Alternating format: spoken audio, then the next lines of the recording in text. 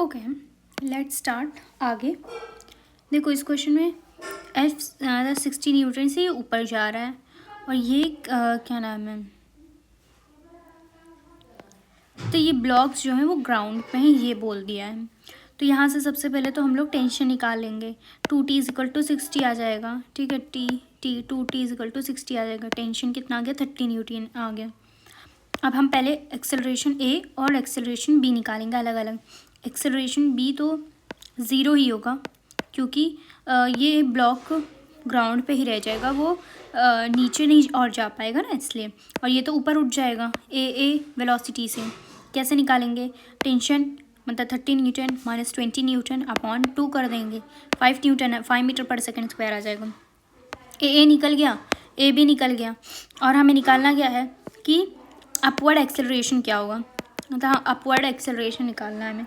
तो हम क्या करेंगे, एफ ए इजिकल टू क्या हो जाएगा, T A B plus T A B, T A plus T A B. तो ए तो निकाल लिए, ए बी तो ज़ीरो है, बाकी एक्सेलरेशन आ जाएगा यहाँ से। कह रहा ट्रायंगुलर लेमिना का जो मोमेंट ऑफ इनर्शिया होता है वो होता है mh² अपॉन 6। कितना होता है, mh² अपॉन 6 होता है। इसको याद रखना है डायरेक्टली।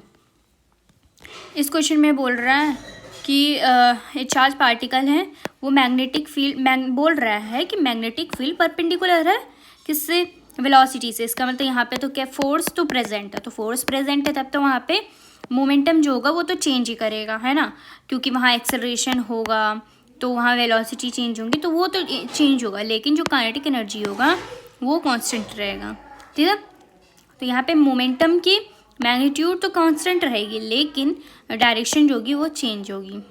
इस क्वेश्चन में डायरेक्टली इजी वाला था।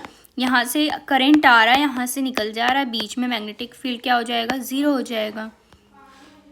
अब कह रहा है एक रॉड है, इसको रख दिया गया है ईस्ट वेस्ट डायरेक्शन में, तो कह रहा है इसमें इंड्यूस्ड इलेक्ट्रिक फील्ड जो होगा वो ज़ीरो होगा पूरी तरीके से। तो ये तो बात रॉन्ग है, क्योंकि पूरी तरीके से नहीं, रॉन्ग, पूरी तरीके से ज़ीरो नहीं होगा, क्योंकि इस पर एक B earth magnetic field vertical वाला लगेगा, एक हॉरिजॉन्टल वाला लगेगा। तो हॉरिजॉन्टल वाले की वजह से ज़ीरो तो नहीं होगा, लेकिन वर्टिकल वाले कंपोनेंट की वजह से ज़ीरो हो जाएगा। तो हॉरिजॉन्टल वाला इससे नहीं ज़ीरो हो रहा, इसलिए वहाँ पे ईएमएफ तो प्रोड्यूस्ड होगा। तो प्रोड्यूस्ड होता है EMF due to vertical component of earth magnetic field will be zero. उनके इंड्यूस्ड उनका मतलब ज़ीरो होगा ईएमएफ, किसका, वर्टिकल कंपोनेंट वाले का। तो बस ये बोल रहा है। यहाँ पे देखो, यहाँ पे बहुत अच्छा क्वेश्चन है, दो बार पूछा जा चुका है। यहाँ पे बोल रहा है अगर हम आर के वैल्यू को चेंज करें, किसके, आर के वैल्यू की चेंज करेंगे, तो हमारा जो यहाँ का वोल्टेज एल और सी के बीच का कॉम्बिनेशन का वोल्टेज है वो चेंज होगा। मतलब अगर आर जो है वो डबल हो रहा है ना, तो ये जो इनके कॉम्बिनेशन जो होंगे वो डिक्रीज़ करेंगे, हाफ हो जाएंगे। समझ में आया। यहाँ पे हमें पूछ रहा है कि इंस्टेंटेनियस पावर कितना है। तो जब भी पूछे इंस्टेंटेनियस पावर, तो वहाँ पे हमें साइन और कॉस के फॉर्म में इस तरीके के लिखने हैं। तो ये इंडक्टर है, तो V is equal to V naught sine omega T दिया गया है, तो I क्या हो जाएगा, I naught sine omega T minus 90 हो जाएगा। और इंडक्टर के लिए फिर P is equal to V naught sine omega T into I naught sine omega T plus minus 90। और इसको सॉल्व करेंगे तो ये आ जाएगा, मेन यही था। फिर AC सर्किट में बोल रहा है कैपेसिटर है, फ्रीक्वेंसी दिया गया है 30 हर्ट्ज दिया गया था। तो कह रहा है कैपेसिटर में क्या होता है ना, फ्रीक्वेंसी क्या होगी, मतलब तब फ्रीक्वेंसी क्या होगी, तो फ्रीक्वेंसी जो होगी ना वो डबल हो जाएगी इन द कैपेसिटर। और जब भी इस टाइप के क्वेश्चन आए कि इसका 80 वोल्ट दिया गया, हमें इसका निकालना है, टोटल हमें इतना दिया गया है। अब ये L है, ये R है, तो हम लोग क्या कैसे करेंगे, V is equal to √V² minus VR²। ये इंपॉर्टेंट है मोस्टली वहाँ पे। इस क्वेश्चन में देखो कह रहा है फर्स्ट केस में C को रिमूव कर दिया गया और उनके बीच के एंगल की 30 डिग्री दे दी गई, तो XL अपॉन R कितना हो जाएगा, 1030। फिर उसके बाद L को रिमूव किया, इसका मतलब क्या हो गया, L को रिमूव किया, इसका मतलब XC upon R is equal to 1030 हो जाएगा। इसका मतलब इन दोनों से तो यही समझ में आ रहा है कि XC is equal to XL आ जाएगा। हमें पावर पूछ रहा है, तो हम जानते हैं P is equal to VRMS IRMS cos phi होता है। तो हमें पहले तो फाई की वैल्यू निकालनी पड़ेगी। tan phi हम लोग कैसे निकालेंगे, tan phi is equal to XL minus XR upon R. तो ये तो बराबर है दोनों, इसका मतलब क्या हो गया, tan फाई क्या आ गया, 0 आ गया। tan फाई 0 आ गया तो मतलब फाई क्या आ गया, 0 आ गया, मतलब cos फाई क्या आ गया, 1 आ गया। तो यहाँ से पोटेंशियल की वैल्यू निकल जाएगी। It's too easy. उसके बाद यहाँ पे देखो, इस क्वेश्चन में बोल रहा है फॉर AC सर्किट के लिए, AC सर्किट के लिए 1 सेकेंड में करंट और वोल्टेज 2 बार मतलब 2 बार चेंज होते हैं, दोनों की 2 बार जो है वो डायरेक्शन बदलते हैं, जो कि बात सही है। क्या the component of impedance current, impedance current और अगर फोर्स कैसा है, सॉरी करंट और EMF जो है वो पाई/2 पे है, पाई/2 पे है, ठीक है। तो उसके कंपोनेंट ऑफ इम्पीडेंस को हम लोग बोलते हैं रिएक्टेंस, जो कि बिल्कुल सही है कि अगर पाई/2 पे हमारा कैपेसिटर भी आ सकता है, इंडक्टर भी आ सकता है ना, और उसमें उस केस में हम उसको रिएक्टेंस बोलते हैं, आर के मतलब एक्सएल जो होता है या एक्सी जो होता है। ये बात बिल्कुल सही है। और जो इंड्यूस्ड इलेक्ट्रिक फील्ड होता है वो नॉन कंजर्वेटिव फील्ड होता है। कैसा होता है, नॉन कंजर्वेटिव, ठीक है। उसके बाद कह रहे इंस्टेंटेनियस करंट दिया गया है 0 और इंस्टेंटेनियस वोल्टेज मान लो मैक्सिमम है। तो ये केस आपके इंडक्टर, कैपेसिटर और कॉम्बिनेशन ऑफ इंडक्टर कैपेसिटर में भी मतलब होते हैं। तो ये तीनों में पॉसिबल है, सिर्फ प्योर रेजिस्टर में पॉसिबल नहीं है। आई वॉटलेस करंट जो होता है वो कितना होता है, IRMS साइन फाई कितना होता है, IRMS साइन फाई। इसको बस देख लेना तुम, ये क्वेश्चन बहुत ईजी है। साइक्लोट्रॉन में क्या होता है, जो चार्ज पार्टिकल होता है वो हमेशा ही अंडरगो करता है acceleration all the time, undergo all acceleration all the time. फिर इलेक्ट्रॉन है, इस projected with uniform velocity along axis, मान लो ये एक्सिस है। करंट कैरिंग लॉन्ग सोलोनाइड, कोई लॉन्ग सोलोनाइड है वहाँ वो उसमें करंट हो रहा है, तो कह रहा है इलेक्ट्रॉन को इस तरीके से फेंका गया यूनिफॉर्म वेलोसिटी से उनके एक्सिस के अलावा। तो कह रहा क्या चीज़ ट्रू होगा, तो जो इलेक्ट्रॉन होगा will continue to move with uniform velocity, वो यूनिफॉर्म वेलोसिटी से ही चलेगा along the axis of solenoid. किस एक्सिस से, along the axis of solenoid, जिस एक्सिस से चल रहा था उसी एक्सिस से वो चलेगा। ये इस क्वेश्चन में देखो कह रहा है एंगुलर मोमेंटम है और कह रहा है इलेक्ट्रॉन जो है वो पहले फर्स्ट ऑर्बिट में था, अब सेकंड ऑर्बिट में हो गया। तो कह रहा है चेंज इन एंगुलर मोमेंटम क्या होगा, तो L is directly proportional to N होता है। L डैश कितना आ गया, 2L आ गया। तो डेल्टा L हमें यहाँ पे मेन है कि यहाँ पे डेल्टा L निकालना, तो डेल्टा L कितना आ जाएगा, L आ जाएगा, ठीक है। इसमें तो ये इंपॉर्टेंट है कि अगर ये दिया गया है E के पावर EA/RT और EA1/RT1, तो हम इसको लिख सकते हैं EA/R माइनस EA/R2, इस तरीके से लिख सकते हैं, ये देख लो जैसे। उसके बाद इसमें है कि अगर वेट अगर कार्बन का चेंज किया जाए, कितना 24 AMU कर दिया गया, 12 AMU से वो 24 AMU कर दिया गया, तो Na पे क्या फ़र्क पड़ेगा, Na जो होगा ना वो डबल हो जाएगा, क्या हो जाएगा, डबल। यहाँ पे देखो ये एवरेज एटॉमिक मास दे दिया गया है, AMU दिया गया 10.8U, तो हमें पूछ रहा है इस B10 का परसेंटेज बताओ। तो ऐसे क्वेश्चन को क्या करेंगे, 10.8 is equal to 10x plus 1100 minus x upon 100 कर देंगे, ठीक है। और यहाँ पे कह रहा है calculate amount of 50% H2SO4 required to decompose. देखो इस क्वेश्चन में बोल रहा है कि 50% ही इसमें रिक्वायर्ड हो रहा है, ठीक है। इस जो रिएक्शन हो रहा है उसमें सिर्फ 50% ही रिक्वायर्ड हो रहा है। तो हमें टोटल अमाउंट कितना लगेगा, तो टोटल, तो सबसे पहले तो हम यहाँ से कितना आ जा रहा है, जब हम निकाल रहे हैं तो x इज इक्वल टू 24.5 आ जा रहा है। इसका मतलब यहाँ ये तो 50% है, अब इसका 100% क्या हो जाएगा, इसका दुगना हो जाएगा, तो ये 49 हो जाएगा, 49 ग्राम हो जाएगा। अब ये क्वेश्चन देखो, यहाँ पे कह रहा है 50 ग्राम है, 15 MnOH है और डेंसिटी दी गई है, कह रहा find mass of pure NaOH। अब हमें इसमें में से प्योर NaOH निकालना है, ये कितना प्योर होगा। तो सबसे पहले तो हम यहाँ से परसेंटेज कैसे भी करके निकाल लेंगे W।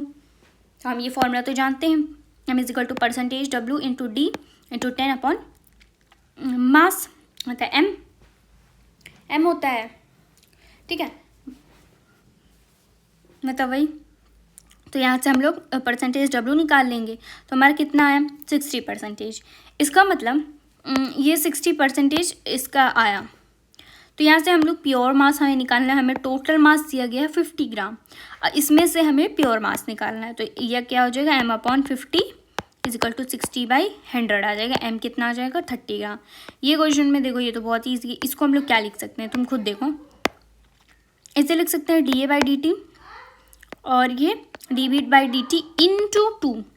अब ये 2 इधर जाएगा तो ये 1/2 हो जाएगा, 1/2 dA/dt। इसका मतलब क्या हो गया कि 2A गिव्स B, ये दिया, यही मतलब हुआ ना।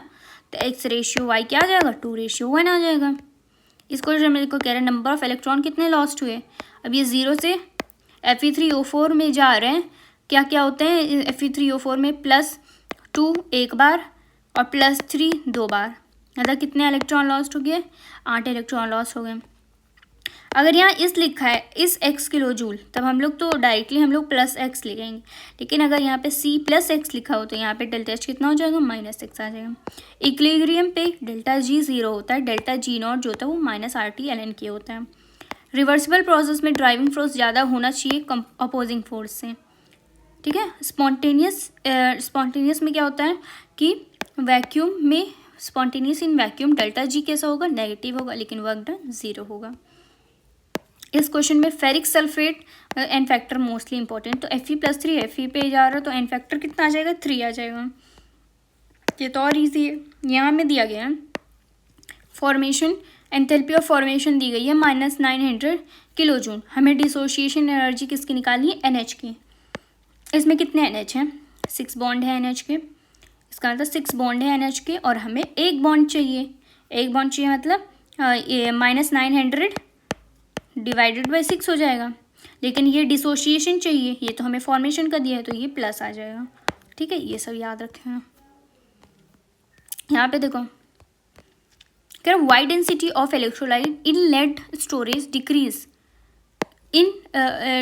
एज इट डिस्चार्ज, जैसे जैसे डिस्चार्ज होता है तो क्यों कह रहा है डेंसिटी जो होती है इलेक्ट्रोलाइट की वो डिक्रीज करती है, क्योंकि वहाँ पे Pb और PbO2 जो है ना वो दोनों ही रिएक्ट करते हैं H2SO4 में। तो डिस्चार्ज के केस में क्या होता है ना, PbSO4 का कंजम्पशन होता है, क्या होता है, कंज्यूम होता है वहाँ पे। यहाँ देखो हाईएस्ट रेसिस्टेंस उनके पास होता है जो ज़्यादा कंसनट्रेटेड होते हैं, जो ज़्यादा कंसनट्रेटेड होंगे वो हाईएस्ट, उनके पास ज़्यादा रेसिस्टेंस होगा। यहाँ देखो एक्टिवेशन एनर्जी जो होता है वो डायरेक्टली प्रोपोर्शनल होता है किसके, टेम्परेचर के। तो इसका मतलब ये Tc1 ज़्यादा हो जाएगा Tc2 से। ये क्वेश्चन काफ़ी इजी और इम्पॉर्टेंट है। यहाँ पे कह रहा है गैशियस रिएक्शन दिया गया है A से 2B और +C बना है। कह रहा है स्टार्टिंग में with pure A at the end of 10 minute total pressure 176 आ गया, 176 आ गया, और एंड ऑफ रिएक्शन पे 270 दिया गया।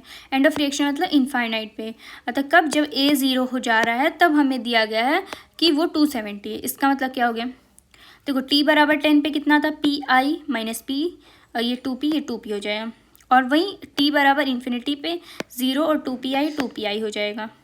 तो 2Pi कितना आ गया, 270 आ गया। याद रखना Pi क्या, Pi नॉट P। तो 2Pi कितना आ गया, 2Pi ये तो 3Pi आ गया = 270 होगा। हाँ Pi कितना आ गया, 90 आ गया। तो यहाँ से अब हम क्या नाम है, Pi + 2P, ये इसकी वैल्यू दी गई थी Pi + 2P की 176। तो यहाँ से हमारा P आ जाएगा, P आ गया। फिर हमें निकालना क्या है, पार्शियल प्रेशर ऑफ A का पार्शियल प्रेशर निकालना, मतलब Pi - P निकालना। Pi पता चल गया, P पता चल गया, निकल जाएगा। उसके बाद यहाँ देखो इस क्वेश्चन में क्या है, नॉर्मल सलाइन क्या होता है सोल्यूशन, वो होता है 0.9% W/V NaCl सोल्यूशन, ठीक है, 0.9% W/V NaCl सोल्यूशन। देखो अगर इस टाइप के कहीं ग्राफ आएंगे कि ये बोला गया ये Pa है और ये Pb है, Pb कितने ऊपर है, 1 2 3 ऊपर है, इसका मतलब क्या, A से वो 3B जा रहा है, A से 3B जा रहा है, और यहाँ पे P directly proportional to T है। तो ये एक ही केस में होता है, किस केस में, 0 ऑर्डर के केस में होता है। तो ये A से 3B जा रहा है और ये 0 ऑर्डर होता है, ठीक है। उसके बाद इस क्वेश्चन में देखो यहाँ पे कह रहा है N2 से ये जा रहा है N2O5 से N2O4 और हाफ O2 से हाफ O2 जा रहा है। कह रहा है T बराबर 20 सेकेंड पे T बराबर 20 सेकेंड पे टोटल कितना दिया गया 133 mmHg दिया गया है। 114 माइनस एक्स और ये एक्स माइनस x/2 तो 114 प्लस x/2 हमें 133 दिया गया। यहाँ से हम x निकाल लेंगे, x निकल गया। तो हमें निकालना क्या है, एवरेज रेट निकालना है रिएक्शन का। एवरेज रेट मतलब कि हमें एवरेज रेट मतलब हमें डिफरेंस लेना है। पहले कितना था, पहले था डिफरेंस लेना है मतलब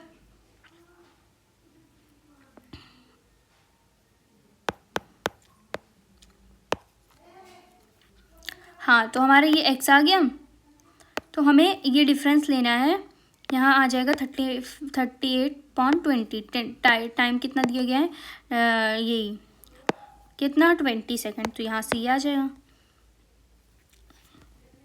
अगर ये दिया गया है x से 3y जा रहा है, ठीक है, x से 3y जा रहा है तो और ये कंसंट्रेशन दिया गया है टाइम और ग्राफ, तो ये जो ये टाइम होगा वो क्या होगा, T1/4 होगा। क्या होगा, T1/4 होगा। यहाँ देखो स्ट्रॉन्ग इलेक्ट्रोलाइट के केस में ये जो C होता है ये 0 होना चाहिए। क्या होना चाहिए, 0 होना चाहिए, तभी स्ट्रॉन्ग लाइट होगा। फिर ये देखो यहाँ पे बहुत इंपॉर्टेंट सी चीज़ें लिखी है, ये मैं लिख के बता देती हूँ यहाँ पे कि ये दिया गया है एन फैक्टर मोस्टली इंपॉर्टेंट है। pH NO2 से ये pH NH2 में जा रहा है। यहाँ पे किस ऑक्सीडेशन नंबर में है, नाइट्रोजन +3। यहाँ पे किस ऑक्सीडेशन नंबर में है, -3। तो इसका मतलब एन फैक्टर कितना हो गया, 6। तो मोस्ट इम्पॉर्टेंट क्या था, एन फैक्टर था, ठीक है। उसके बाद और यहाँ पे है जो कि उल्टे सी मतलब उल्टा दिया गया है, बट कोई बात नहीं, समझ जाना। देखो यहाँ पे क्या दिया था कि 120 ग्राम ऑफ यूरिया दिया गया है, मोलिकुलर वेट दिया गया है, ठीक है, डेंसिटी दी गई है। हमें पूछ रहा है कि मोलैरिटी निकालेंगे, तो हम मोलैरिटी का फॉर्मूला ये जानते हैं, M = MD/1 + mmB/1000। यहाँ से हमारा M बहुत ईजिली निकल जाएगा, इसलिए हम ये फार्मूला यूज़ करेंगे। तो M निकल जाएगा, D तो हमें दिया गया है, बाकी और सब चीज़ें दी गई है, तो ये फार्मूला यूज़ करके हम लोग ईजिली निकाल सकते हैं। ये इंपॉर्टेंट क्वेश्चन है जहाँ पे बोल रहा है what will be the amount of ice separated on cooling. Cooling पे कितना आइस सेपरेट हुआ है, और 40 ग्राम इथाइलिन ग्लाइकोल दिया गया, 400 gram water up to -99.3 degree Celsius. तो इसको ऐसे करेंगे, डेल्टा TF = KF × M हो जाएगा, ठीक है। डेल्टा TF कितना है, 9.3 है, और KF की वैल्यू रख लो, ठीक है। उसके बाद देखो M की वैल्यू रखेंगे जब, तो 40 ग्राम कितना इथाइलिन ग्लाइकोल, मतलब 40 अपॉन इथाइलिन ग्लाइकोल का मोलिकुलर मास 62 400 ग्राम वाटर में और कितना अमाउंट कह रहा है ice, what will be the amount of ice separated, मतलब कितना आइस वहाँ पे इस 400 ग्राम में से कितना आइस बन गया होगा। तो 400 - x कर लेंगे, और यहाँ से x की वैल्यू निकाल लेंगे। ये क्वेश्चन में देखो कह रहा है सॉल्युबिलिटी ऑफ फिनाइल क्लोराइड है, इतना दी गई है, और ये मोलैरिटी में दी गई हुई है, और हमें हेनरी कांस्टेंट निकालना है। तो हम जानते हैं कि P = क्या होता है, KH × ज़ीटा होता है। ये ज़ीटा जो होता है ये क्या होता है, मोल फ्रैक्शन होता है। हम मोल फ्रैक्शन निकालेंगे, इसको हम लोग लिख क्या सकते हैं, 0.09 मोल सोल्यूट अपॉन इन 100 ml सोल्यूशन। अब 100 ml ये वाटर का हो गया, तो मतलब इसका कि 1000 ग्राम ये तुम्हारा वो हो जाएगा, मास हो जाएगा। तो यहाँ से हमारा number of moles for H2O निकल जाएगा 1000 / 18, जो कि आ जाएगा 55.9 आ जाएगा, ठीक है। और हमें मोल तो सोल्यूट का मिल गया है, तो बाकी विनाइल क्लोराइड मतलब हमें इसका क्या मिल जाएगा, मोल फ्रैक्शन निकल जाएगा। ये निकल गया, तो P = हम जानते हैं ज़ीटा × KH, और P को हमको कितना लेना है, क्योंकि यहाँ पे बार लिखा है तो सिर्फ 1 बार लेना है, और फिर KH = 1/ज़ीटा कर देंगे। ईजी है, कर लेंगे, ओके। उसके बाद देखो यहाँ पे कह रहा है कि हीट ऑफ न्यूट्रलाइजेशन दिया गया है LiOH और H2SO4 का इतना दिया गया है, ये बता दिया गया है। हमें हीट ऑफ आयनाइजेशन निकालना है किसका, LiOH का। इक्वेशन लिखो पहले, 2LiOH जब H2SO4 के साथ रिएक्ट करेंगे तो Li2SO4 और H2O निकलेगा। तो देखो यहाँ पे 2 LiOH है, ठीक है, इसका मतलब 2 मोल वाले का निकलेगा पहले तो। H2SO4 है, H2SO4 में कितने होते हैं, 2, एन फैक्टर कितनी होती है, 2 होती है। और डेल्टा H न्यूट्रलाइजेशन तब कितना हो जाएगा, 2 × 573 नहीं 57.3 हो जाएगा। Delta H neutral for the H2SO4 आ गया। तो और हमें दिया गया कितना है, -69.6 दिया गया है। तो हम लोग इससे अब हम लोग क्या करेंगे, LiOH का निकालेंगे। तो इसमें से इसको माइनस कर देंगे, कितना आ जाएगा, 45 आ जाएगा। ये 45 किसका आया, ये सिर्फ 2 मोल का आया, 1 मोल का निकालो 22.5 आ जाएगा, ठीक है। यहाँ पे देखो इस क्वेश्चन में कह रहा है एक सर्टेन सब्सटेंस है जो कि टेट्रामेराइज कर रहा है, क्या कर रहा है, टेट्रामेराइज कर रहा है, मतलब ए से वो A4 बन रहा है, ये बोला जा रहा है। और हमें दी गई है, सारी वैल्यू दी गई है, ठीक है, फ्रीजिंग पॉइंट वगैरह सब दिया गया है। और हमें मोलर मास पूछ रहा है, तो सबसे पहले ना तो आई निकाल लेंगे, क्योंकि यहाँ पे ये टेट्रामेराइज कर रहा है और ये बोल रहा है अल्फ़ा 80% है। तो I = 1 + α/n - अल्फ़ा, क्योंकि ये टेट्रामेराइज कर रहा है। तो यहाँ पे ये फॉर्मूला यूज़ करेंगे, आई निकल जाएगा, फिर डेल्टा TB = KB/mi, फिर यहाँ से हम लोग कहीं ना कहीं मोलर मास निकाल लेंगे। इंपॉर्टेंट ये था कि आई का मेन खास ध्यान रखना है। ये देखो यहाँ पे मेन ये था कि हम लोग इसको क्या लिख सकते हैं, तो लॉग, इसको हम लोग क्या लिख सकते हैं, log 0.05/0.125, मतलब इसको हम लोग साथ में ले सकते हैं, मतलब एक लॉग को हटा सकते हैं। यहाँ पे सिंपल सा है भाई, ये तो इतना इजी है। कह रहा बेंजीन एंड टॉलिन दिया गया है, नियरली आइडियल सोल्यूशन है। At 20 degree Celsius vapour pressure of benzene दिया गया है इतना, वेपर प्रेशर बेंजीन का कितना दिया गया, 75 टोर, टॉलिन का 22 टोर। हमें बोल रहा है कि पार्शियल प्रेशर निकालना किसका, बेंजीन का, जो कि 78 ग्राम बेंजीन और 46 ग्राम टॉलिन दिया गया। तो हमें पार्शियल प्रेशर ऑफ बेंजीन निकालना है। तो ये कैसे निकालेंगे, जीटा बेंजीन मतलब mole fraction of benzene upon total pressure of benzene, very very easy. यहाँ पे हमारा जीटा बी निकल जाएगा और प्योर बेंजीन का तो दिया गया है 75, बाकी निकल जाएगी, इजी। कह रहे हीट ऑफ न्यूट्रलाइजेशन सबसे ज़्यादा हाईएस्ट केस में होगा, तो स्ट्रॉन्ग एसिड और स्ट्रॉन्ग बेस जिसमें होगा साथ में होंगे उसके ज़्यादा होंगे। इस क्वेश्चन में देखो यहाँ पे दिया गया था कि गिब्स एनर्जी निकालने के लिए बोला गया था। तो हमें दिया गया है कि लेटेस्ट एनर्जी NaCl का इतना है और डेल्टा S इतना दिया गया और हाइड्रेशन एनर्जी दिया गया है, हाइड्रेशन एनर्जी। तो हम लोग जो डेल्टा H निकालेंगे वो निकालेंगे latest energy plus hydration enthalpy, तो डेल्टा H आ जाएगा। और हम जानते हैं delta G = delta H - T delta S होता है। फिर हम लोग ये फॉर्मूला लगा देंगे। मेन ये था कि यहाँ पे लेटेस्ट एनर्जी और हाइड्रेशन एंथैल्पी जोड़ देंगे,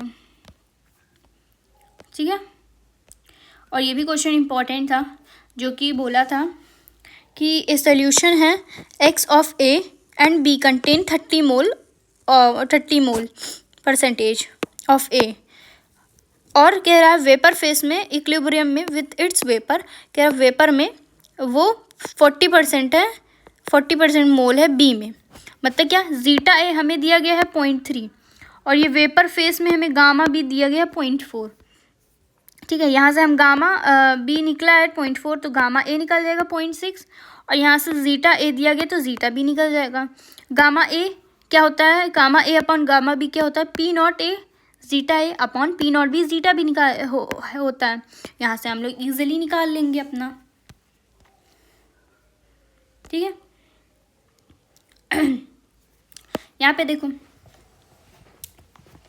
यहाँ पे n फैक्टर पहले तो निकाल लो। यहाँ पे ये +2 में है, 10 फैक्टर क्या आ रहा है, 2 - 0 कितना आ रहा है, 4। इसका मतलब 4 जो है वो कहाँ पे जोड़ेंगे, लेफ्ट साइड में।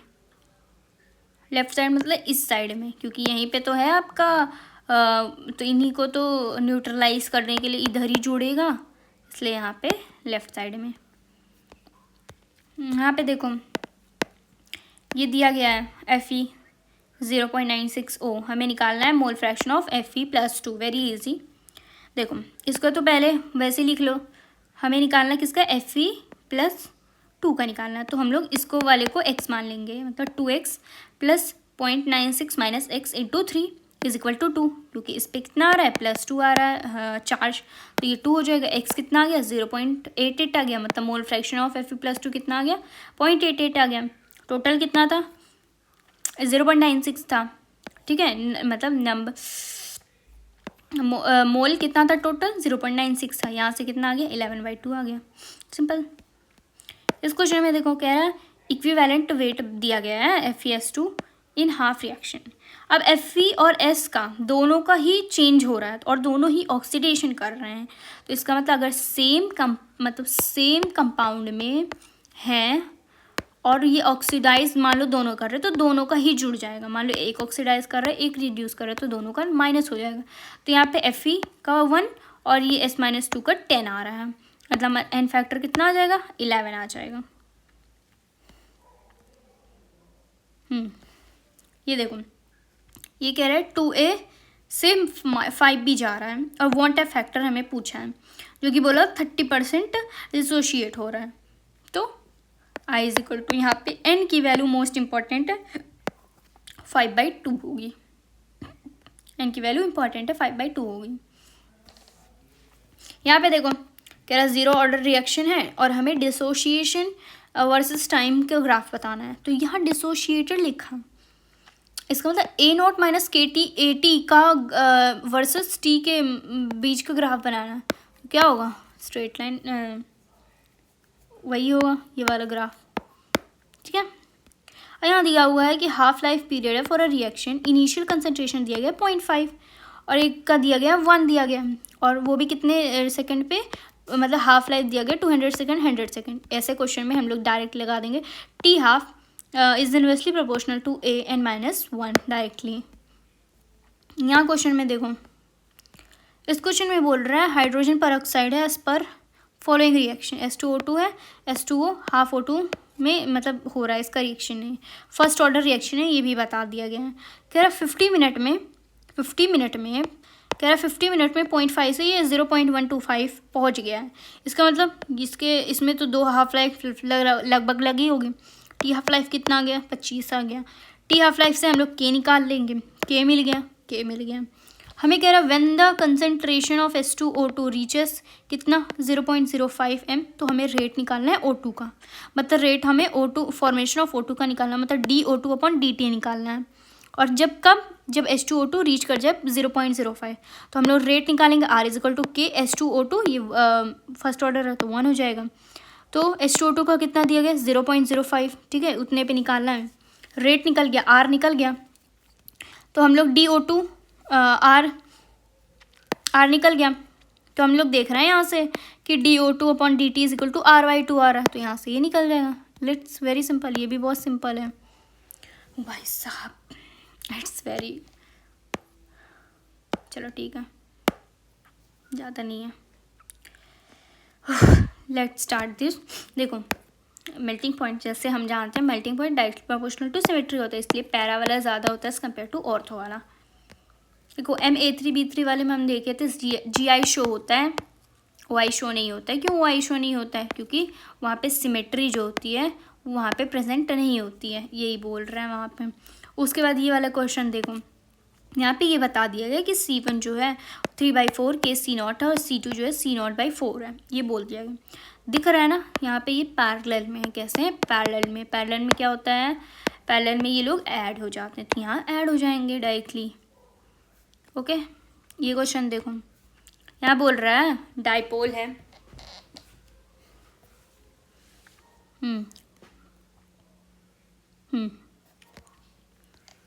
डाइपोल दिया गया है और कह रहा है इलेक्ट्रिक फील्ड भी है अलॉन्ग इट्स एक्सिस, तो कह रहा है potential at a distance r exactly in front of dipole is equal to that symmetric dipole point p, मतलब यहाँ पे बोल रहा है VA बराबर VB है, ये बोल दिया है। तो VA क्या है E0, ये देखो ये नेगेटिव, क्योंकि डाइपोल तो हमारा जानते हो नेगेटिव से पॉजिटिव जाता है, तो AB जो होगा वो नेगेटिव पे होगा, है ना। और वी ए पॉजिटिव पे होगा, तो V A is equal to positive e not r plus, e not r क्यों, ये आर डिस्टेंस पे ई नॉट आर, और plus k p upon r square, axial का potential k p upon r square. Same V B का हम लोग यहाँ पे माइनस लेंगे, e not r plus k p upon r q r square. दोनों बराबर हैं, दोनों को बराबर करो, पी निकलेंगे आ जाएगा। ठीक है, उसके बाद ये क्वेश्चन है बहुत इजी है। देखो ऐसे करंट जा रहा है, ठीक है, इसका मतलब ये तो पॉजिटिव पे है, ये नेगेटिव पे है ना, ऐसा ही है। तो ये तो पॉजिटिव है, ये तो नेगेटिव है, इसका मतलब ये फॉरवर्ड बायस। फॉरवर्ड बायस में ये सारे ही कितने हैं, 0.6 हैं, तो ये 0.6, ये 0.6, मतलब 1.2। फॉरवर्ड बायस के लिए 1.2। मान लो रिवर्स बायस हो जाए तो ये यहाँ से चलेगा, और ये सिर्फ एक है, और ये तो चलेगा नहीं, तो ये 0.6। तो रिवर्स बायस के लिए 0.6 and for the forward bias के लिए 1.2। अब ये ग्राफ देख लो, यही एक मिल रहा है जो 0.6 पे बैकवर्ड एंड 1.2 पे फॉरवर्ड आ रहा है। अब देखो इस क्वेश्चन में काफ़ी इजी है, बट ध्यान देना यहाँ पे कंजर्वेशन ऑफ एनर्जी लगाना। देखो मैं बताती हूँ इसमें क्या बोला है। पहला केस ये है कि K1 को जोड़ दिया गया है, K2 को नहीं जोड़ा गया है। तो पहले तो ये केस हो गया था, ठीक है। तो यहाँ पे तो सी इक्वेलेंट कितना आ जाएगा, 1 माइक्रोफराड आ जाएगा। हमें यहाँ का इम्पोर्टेंट यहाँ पे ये है कि इसकी एनर्जी मतलब C1 की एनर्जी और इस L की एनर्जी बराबर करनी है, और यहाँ से I निकालना है कैसे भी करके। तो यहाँ से हम लोग चार्ज निकाल लेंगे, और इजी है, इसी पहले वाली केस से चार्ज निकालेंगे। यहाँ से सी इक्विवेलेंट कितना आ गया, 1 माइक्रोफराड। चार्ज क्या होगा, सेम ही होगा, तो Q is equal to C V हो जाएगा, मतलब कितना आ गया, 20 इंटू 10⁻⁻6 आ गया। अब चार्ज मालूम चल गया, तो हम लोग ये वाला फॉर्मूला यूज़ करेंगे, Q²/2C is equal to half LI square. हमें सब कुछ पता ही है, तो यहाँ पे I नॉट कितना आ जाएगा, 1 एम्पियर। इम्पॉर्टेंट यही था कि यहाँ का पहले हम चार्ज निकालेंगे, और इसका ही बस एनर्जी हम लोग लेंगे, इसका एनर्जी और इसका एनर्जी, क्योंकि सेकंड केस यही है ना कि इसको खोल दिया गया, इसको जोड़ दिया गया, मतलब बस इतना ही सर्किट बना, इसलिए बाकी जो बैंडविड्थ होता है वो होता है फ्रीक्वेंसी बाय क्वालिटी फैक्टर। कितना होता है, फ्रीक्वेंसी बाय क्वालिटी फैक्टर। कह रहा है in a series LCR circuit half frequency पे जो फेस डिफरेंस है वो कह रहा है π/4 होगा, कह रहा है π/4 होगा। तो हाफ फ्रीक्वेंसी पे इम्पॉर्टेंट है, बहुत इंपॉर्टेंट है। हाफ फ्रीक्वेंसी पे XL - XR जो होता है वो R के बराबर होता है। क्या होता है, R के बराबर। इसका मतलब tan phi कितना आ गया, 1 आ गया, और phi कितना आ गया, π/4 आ गया। ऐसे इम्पिडेंस कितना आ जाएगा, √2R आ जाएगा। ठीक है, इंपॉर्टेंट है कि हाफ फ्रीक्वेंसी पे XL - XC is equal to R होता है। ठीक है, AC मेज़र करता है DC को, मतलब मेज़र कर सकता है DC को, तभी मेज़र कर पाएगा कि जब वो लीनियर हो और यूनिफॉर्म हो। स्केल उनकी लीनियर या यूनिफॉर्म होनी चाहिए। और AC जो होता है वो हीटिंग बेस्ड होता है, हीटिंग इफेक्ट ऑफ करंट पे। DC जो होता है वो एवरेज करंट मेथड पे बेस्ड होता है। अभी को ये वाला चीज़ बताए हैं कि यहाँ पे इंडक्टर कैपेसिटर में यही वाला लगता है, V = √V² - VR² वगैरह वगैरह। देखो ये इंपॉर्टेंट है, कह रहा है फ्रीक्वेंसी खूब इंक्रीज़ करो, तो XC क्या होगा, कम हो जाएगा, XC कम हो जाएगा। इसका मतलब वहाँ पे R काम करेगा। तो हाई फ्रीक्वेंसी पे लिमिटिंग वैल्यू जो होगी इम्पिडेंस की वो क्या होगी, R होगी। क्या होगी, R होगी। ठीक है, उसके बाद देखो, हाँ ये क्वेश्चन में पूछ रहा है कि डायमैग्नेटिक सब्सटेंस कौन सा होना चाहिए। ये I और H का बीच का ग्राफ दिया गया, तो हम जानते हैं इनके लिए नेगेटिव होता है, लेकिन स्मॉल नेगेटिव होता है, इसलिए ये OC होगा।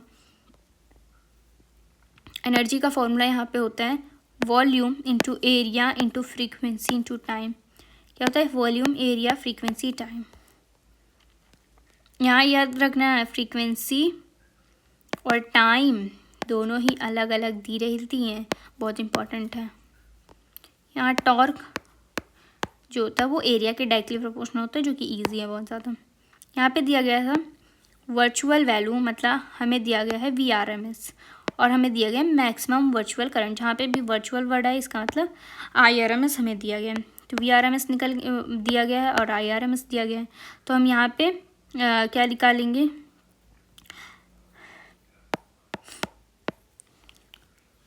और यहाँ पे मैक्सिमम वर्चुअल करंट दिया गया। इसका मतलब कि यहाँ पे ये रेजोनेंस की तरह काम कर रहा है। Z इक्वल टू R हो जाएगा। तो R कितना हो जाएगा, यहाँ से निकालेंगे तो 9 ओम आ जाएगा। कितना आ जाएगा, 9 ओम आ जाएगा। अब हमें कह रहा है if this inductor coil is connected to battery. अब कह रहा है इंडक्टर कॉइल को हम लोग किससे कनेक्ट कर दिया गया, बैटरी से, जिसका रेजिस्टेंस इतना है और वोल्टेज इतना है। तो हमें करंट निकालना है। तो I इज इक्वल टू क्या हो जाएगा, E upon R plus R। R हमने निकाल लिया 9 ओम, R दिया गया है 9 ओम और E भी दिया गया 18 ओम। यहाँ से 1 एम्पियर आ जाएगा। ये वाला क्वेश्चन तो हम आगे देख लिए, लेकिन फिर से देखो यहाँ पे कह रहा है RLC सर्किट है जहाँ पे पोटेंशियल डिफरेंस तीनों का, मतलब R का, L का, C का 20 दिया गया है। अब क्या किया गया कि रेजिस्टेंस को डबल कर दिया गया। रेजिस्टेंस को नाउ द रेजिस्टेंस को डबल कर दिया गया, double then potential difference. Resistance alone double then potential, हाँ मतलब रेजिस्टेंस को डबल कर दिया गया। तो कह रहा है RLC के मतलब क्या चेंजिंग होंगी उनके किसमें, पोटेंशियल के बीच में। तो क्या होगा ना, L और C का मैंने बताया था ये हाफ हाफ हो जाएंगे और R में कोई चेंजिंग नहीं आएगी। ये क्वेश्चन में देखो यहाँ पे कह रहा है पेयर ऑफ ब्लॉक है A और B of mass M, each are connected by light string of stiffness, spring is compressed by x naught and left block मतलब ये वाला ब्लॉक is against press, मतलब इसको फिर से प्रेस किया जा रहा है और सिस्टम रेस्ट कर रहा है, मतलब ये सब रेस्ट कर रहे हैं एंड ब्लॉक बी जो है वो मूव कर रहा है, is now released, block B now released.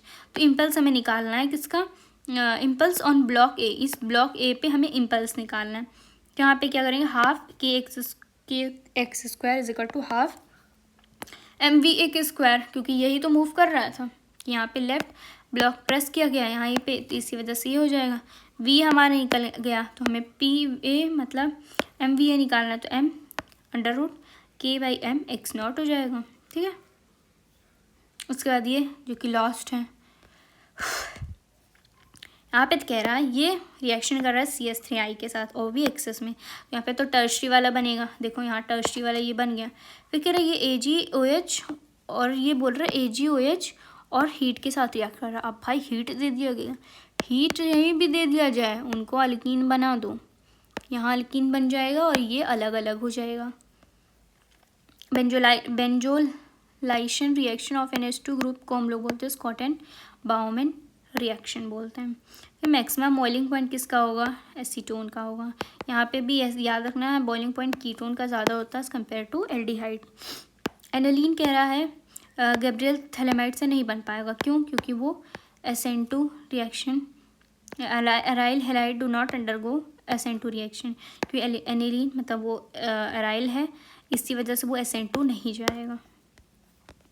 ये क्वेश्चन में देखो कह रहा है रेसिमिक मिक्सचर कहाँ पे बनेगा, जहाँ कायरलिटी होगी वहाँ रेसिमिक मिक्सचर बन जाएगा। इसमें कायरलिटी थी इसलिए रेसिमिक मिक्सचर बन गया। अब कह रहा है डिहाइड्रेशन ऑफ अल्कोहल का हमें करेक्ट स्टेबिलिटी बताना है। बीटा हाइड्रोक्सी हम जानते हैं, ठीक है। ये देखो अगर ये यहाँ पे आपका फंक्शनल ग्रुप आ तो ये अल्फ़ा होगा, ये बीटा होगा, ये अल्फ़ा ये बीटा। अब पहले तो इसने इतना क्लियर कि इन दोनों में से कोई पहले आएगा। तो यहाँ पे pH है, मतलब ये ज़्यादा स्ट्रॉन्ग होगा, डिहाइड्रेशन ऑफ अल्कोहल में ये ज़्यादा वो होगा, तो इसी वजह से पहले ये आएगा, फिर ये आएगा, फिर ये आएगा। ठीक है, racemic mixture when two enantiomer mix to it give optically inactive, वो इनएक्टिव हो जाते हैं, यही बोल रहा है। डायस्टीरियमर जो होते हैं वो सेपरेट हो जाते हैं किससे, फ्रैक्शनल डिस्टिलेशन से, and can be optically active या ऑप्टिकली इनएक्टिव। एनेंशियोमर्स जो होते हैं वो मिरर इमेज होते हैं और नॉन सुपर इम्पोजेबल होते हैं। क्या होते हैं, नॉन सुपर